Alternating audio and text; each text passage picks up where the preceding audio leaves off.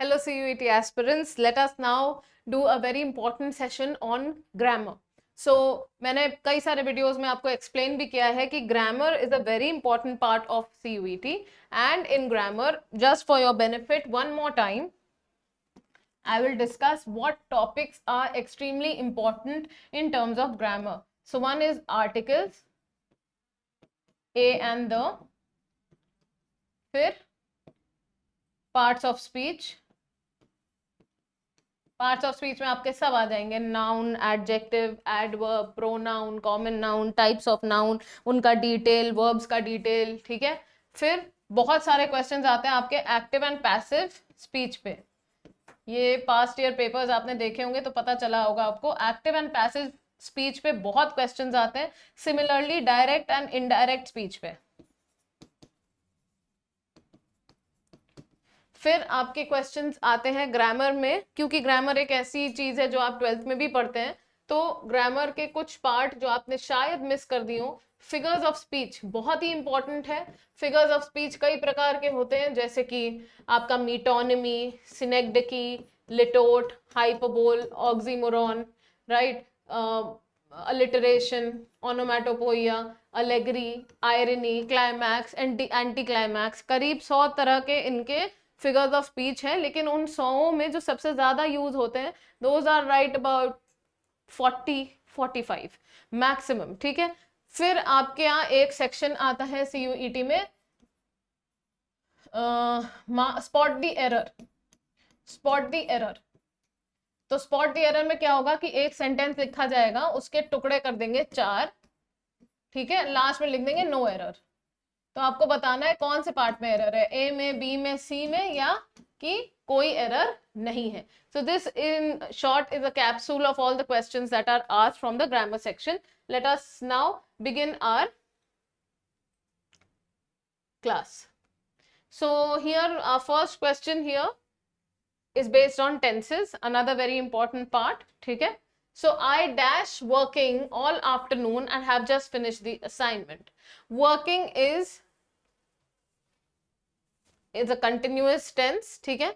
So present continuous tense लगेगा. I have been working, I had been working all afternoon and have just finished the assignment.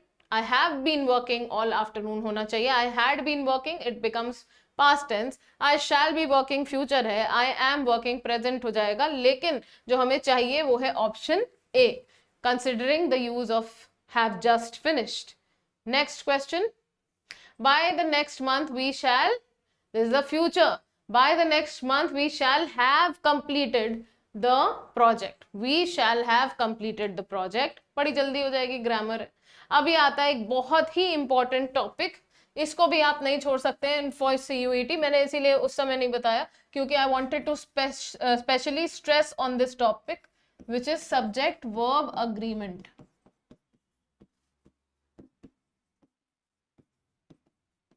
Again this is a very important topic.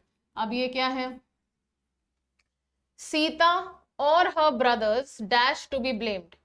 Sita और her brothers क्या लगेगा, is to be blamed, are to be blamed. तो देखिए यहाँ पे एक rule होता है सब्जेक्ट वर्ब प्रेडिकेट का, सब्जेक्ट वर्ब अग्रीमेंट का, कि जो भी यहाँ पर लिखा है ब्लैंक के पास, जो भी प्रेपोजिशन के ब्लैंक के पास लिखा है, यदि तो वो प्लूरल है, ठीक है, तो सीता और हर ब्रदर्स, तब आपका प्लूरल लगेगा साथ में, ठीक है. तो सीता और her brothers are to be blamed. तो अगर ये होता, वैसे तो गलत इंग्लिश होती, लेकिन अगर होता ब्रदर्स और Sita is to be blamed, तो बहुत बहुत ही सिंपल है ये. नेक्स्ट चलते हैं. मैंने आपको एक बुक भी सजेस्ट की थी ग्रामर के लिए, बहुत अच्छी किताब है, बहुत ही बढ़िया किताब है CUET की तैयारी के लिए. So for all those who have missed the name of the book, it is a very simple way of studying English grammar. The book is English is Easy. The author is Chetan Anand Singh. You can practice all topics of grammar from here. It's a very good book. V1, this is a past year question of CUET. V1, change this statement into a question. ठीक है, so interrogatives का question है ये. V1 वो पूछेगा जब, तो did we win, ये मत लगा दीजिएगा, यहाँ टेंस की गलती हो जाएगी, did we won. So C option is right, did we win. It's a very easy nutshell of grammar. The girls ate a mango yesterday. Like I told you, active passive is really important for your preparation, है ना? So let's see. The girls ate a mango yesterday. A mango was eaten by the girls yesterday.